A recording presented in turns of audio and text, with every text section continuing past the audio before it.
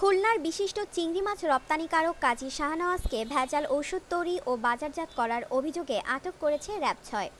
সোমবার বিকেলে রূপসার চিংড়ি মাছ প্রক্রিয়াকরণ প্রতিষ্ঠানের ভেতর থেকে বিপুল ভেজাল ঔষধ জব্দ করে র্যাবের একটি বিশেষ দল।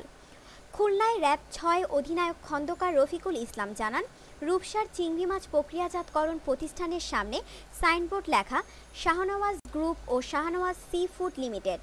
গোপন সংবাদের ভিত্তিতে বিকেল ৪টা থেকে র্যাব সদস্যরা সেখানে অভিযান চালিয়ে ভেজাল ওষুধ তৈরির কারখানার সন্ধান পান। কারখানার ভেতর থেকে স্কয়ার, এসিআই, একমি সহ বিভিন্ন খ্যাতনামা প্রতিষ্ঠানের ঔষধের মোড়ক ও লেবেল পাওয়া যায়। এখানে ভেজাল ওষুধ তৈরি করে ঢাকার মিটফোর্ডের ওষুধের মার্কেটে সরবরাহ করা হতো।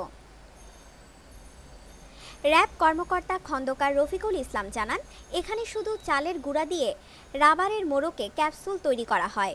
একই সঙ্গে এই প্রতিষ্ঠানের ভেতর থেকে খাবার, স্যালাইন, বেবি লোশন, শ্যাম্পু, ভারতীয় মুভ তৈরির সরঞ্জাম উদ্ধার করা হয়।